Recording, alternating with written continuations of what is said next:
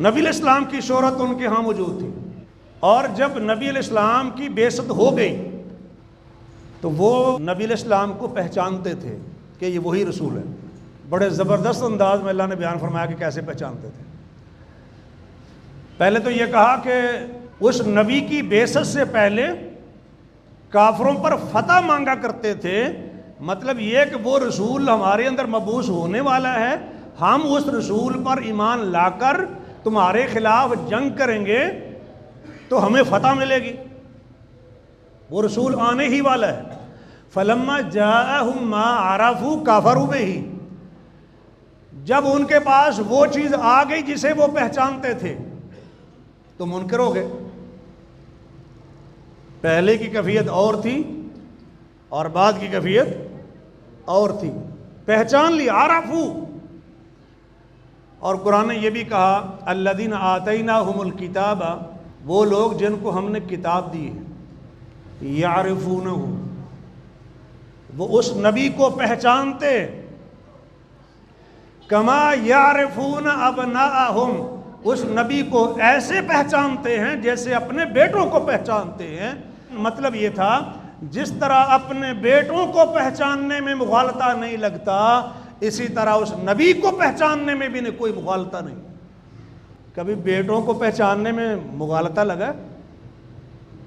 بیٹے سامنے ہوں، پتہ نہیں یہ والا کون سا ہے، اچھا یہ کون سا بیٹا ہے، ہوا کبھی ایسے کہ ویسے آپ کا ذہن کیا کہتا ہے ایسے ہو سکتا ہے؟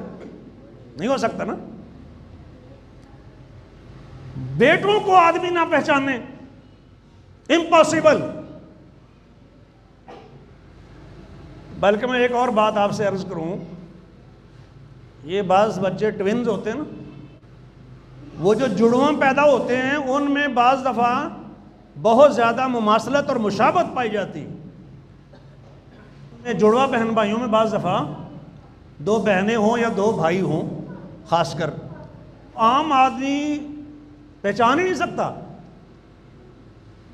اور بعض وہ ہیں بھائی اتنی زیادہ شکل ملتی ہے کہ کیا بتاؤں آپ۔ ہمارے علاقے میں بھی ایک کیس تھا ایسا، میں آپ کو بتاؤں، بڑا حیران کن تھا۔ ہرا ایک گاؤں ہے ہمارے گاؤں کے پاس، لیل ہراں، شکر گڑھ میں، ضلع ناروال میں۔ دو بھائی تھے، ایک کا نام رشید تھا، دوسرے کا نام رفیق تھا۔ اتنی شکل ملتی تھی ان کی، اتنی شکل ملتی تھی کہ آندے جنہ بندہ جھوٹ مارے تھوڑا ہے۔ میرے بڑے بھائی ہیں، وہ ان کے پاس ٹیوشن پڑھنے جاتے تھے، کئی سال ان سے پڑھتے رہے، کئی سال ان کے پاس پڑھنے کے بعد بھی ان کو نہیں پتا چلا تھا کہ رشید صاحب کون ہے اور رفیق صاحب کون ہے۔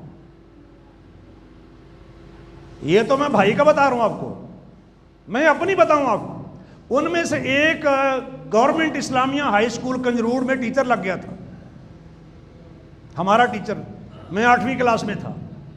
ایک بھائی مثلاً اگر رفیق صاحب ٹیچر ہیں تو جس دن رفیق صاحب کسی کام پر گئے ہوتے یا وہ بیمار ہوتے تو رفیق صاحب کی جگہ پر رشید صاحب آ کے کلاس پڑھا جاتے تھے، اور کئی بار وہ کلاس پڑھا کے گئے ہیں، کسی ایک سٹوڈنٹ کو بھی پتہ نہیں چلا کہ ہمارا وہ ٹیچر نہیں ہے جو ہمیں روزانہ کلاس پڑھایا کرتا تھا۔ آگے پھر آپ حساب لگا لیں کہ کتنا ان میں فرق ہوگا، کیوں جی؟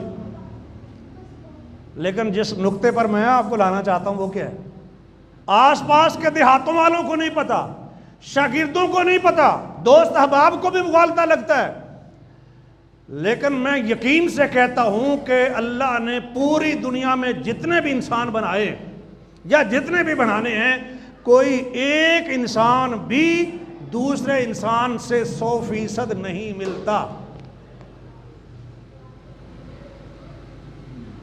تسی کہو سانوں تو لگتا ملتا، تسی کس طرح آندے ہو؟